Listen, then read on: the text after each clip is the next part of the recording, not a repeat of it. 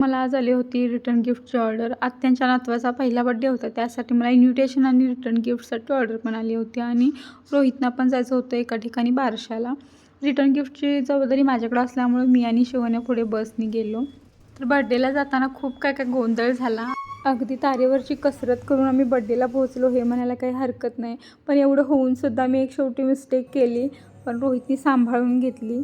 तर ती मिस्टेक काय झाली मी ह्या व्हिडिओमध्ये सांगणारच आहे पुढं. तर शॉपमुळे मला दुपारी बारशाला जाता आलं नव्हते, त्यामुळे रोहित म्हणले होते की मी जाऊन येतो, तू शॉपमध्ये बस आणि मी जाऊन आल्यानंतर मग तू बड्डेसाठी लवकर ने, मी शॉप बंद करून नंतर येतो. तोपर्यंत मी हे गिफ्ट पॅक करत होते. हे लेडीज गेम्ससाठी होते. तर हे पॅक करायला मला रियाची खूप हेल्प झाली. किड्ससाठी मी कलरिंग बुक आणि क्रेयॉन्स घेतले होते. त्यानंतर एक कस्टमर पण आला आणि रोहितच्या बहीण पण आल्या होत्या, त्या US वरून आल्या होत्या, त्यामुळे त्यांना मला भेटून जावं लागणार होतं. तर हे सगळं झाल्यानंतर मी बसले कागलच्या बसला आणि कागलमधून बस डायरेक्ट होती इचलकरंजीला. मग पप्पांना म्हटलं की तुम्ही पण माझ्यासोबत चला, आणि इचलकरंजीची बस सांगावमध्ये थांबतेच. तर पप्पांना म्हटलं तुम्ही सांगावच्या स्टॉपला थांबा आणि आपण दोघे सोबत जाऊ. पण मला कागलमध्ये गेल्यानंतर समजलं की इचलकरंजीची बस सांगावमधून जाणार नाही आहे, रस्त्याचं काम वगैरे चालू आहे, त्यामुळं गाड्या कागल MIDC मधून जात आहेत. मग पप्पांना पुन्हा भैयाने कागल MIDC आणून सोडले. तर मी कॉलवर कॉल करत होते पप्पांना, पप्पा गाडी इथं आली आहे, 2 मिनटात येईल, 5 मिनटात येईल. आणि कंडक्टरने सुद्धा चांगलं कोऑपरेट केलं आणि पॅसेंजर्सनी सुद्धा सांगितलं की पप्पांना कुठल्या स्टॉपवर थांबायला सांगायचं आहे. ते कसं तरी पप्पांना घेतलं. मला वाटलं मला खूप वेळ झाला. बसमध्ये असताना हरी आणि अंबिकाने पण थोडासा दिलासा दिला होता, अजून वेळ आहे आणि तू शिस्तीत ये म्हणून. तिथे गेल्यानंतर मी रोहितला फोन केला की तुम्ही आता निघू शकता म्हणून. पण तेव्हा मला समजलं की मी केवढी मोठी मिस्टेक केली आहे. घरातून बाहेर पडताना डोअर लॉक केला आणि घराची चावी आतच राहिली. बराच वेळ मी चावी शोधल्यानंतर माझ्या लक्षात आलं की जेव्हा मी शिवण्याला रेडी करून घेऊन येत होते बाहेर, तर ती थोडी अर्धवट झोपेत असल्यामुळे रडत होती. तर तिला शांत करण्याच्या नादात मी तिला घ्यायला गेले आणि दरवाजा तसाच सोडला. रोहित येऊ शकणार नव्हते म्हणून मला खूप टेन्शन आलं, पण रोहितने मला समजून घेतले. ते बोलले माझ्याकडे वरच्या रूमची चावी आहे, तू बड्डेकडे लक्ष दे, बड्डे एन्जॉय कर. मग कुठंतरी मला जरा बरं वाटलं आणि बड्डे बॉय देवांची एंट्री झाली. गेम्स वगैरे ठेवले होते, गेम्स झाले, विनर्सना गिफ्ट्स दिले, डान्स वगैरे केले सगळ्यांनी, खूप सुंदर डान्स केले. तर हा व्हिडिओ शेवटपर्यंत नक्की बघा. तर हे फंक्शन अर्चनाला अटेंड करता आलं नव्हतं, त्यामुळं भैया तिला व्हिडिओ कॉलवर दाखवत होता.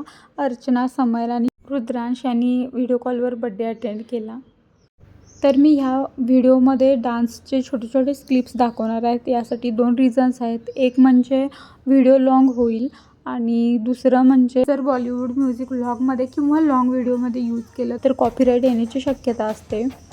त्यामुळं मी अगदी छोटे छोटे क्लिप्स टाकलेले आहेत आणि साऊंड कमी करून टाकलेले आहेत.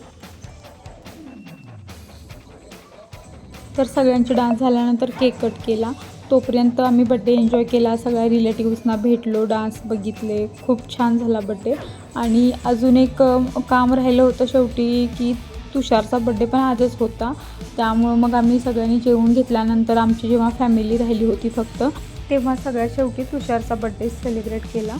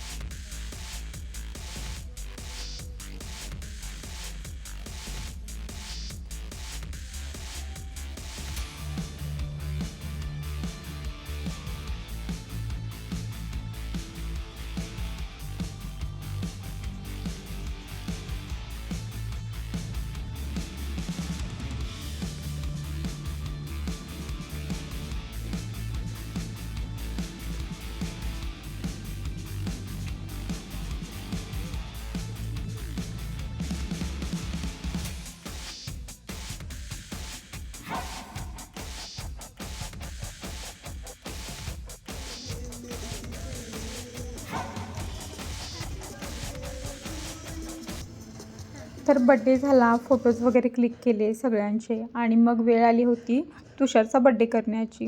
मग त्याच्या आधी आम्ही पहिला जेवून घेतलं आणि मग तुषारच्या बड्डेच्या तयारीला लागलो. तोपर्यंत सगळं उरकून घेतलं होतं. डेकोरेशनवाले वगैरे पण गेले होते, सगळेजण घरी गेले होते, आमचीच फक्त फॅमिली राहिली होती. मग असं काहीतरी चालू होता जुगाड, बॅकग्राऊंडला काहीतरी डेकोरेशन वगैरे असं चाललेलं आमचंच. तर असा होता माझा ओव्हरऑल आजचा दिवस स्ट्रगलवाला आणि गोंधळातला. पण दिवसाचा एंड चांगला झाला. ते पण फक्त रोहितमुळे, की त्यांनी समजून घेतलं मला. नाहीतर घरी जाऊन मी शिव्याच खाणार होते. So thanks for watching and subscribe my channel. Happy birthday to you. Happy birthday, dear Tushar. Happy birthday to you.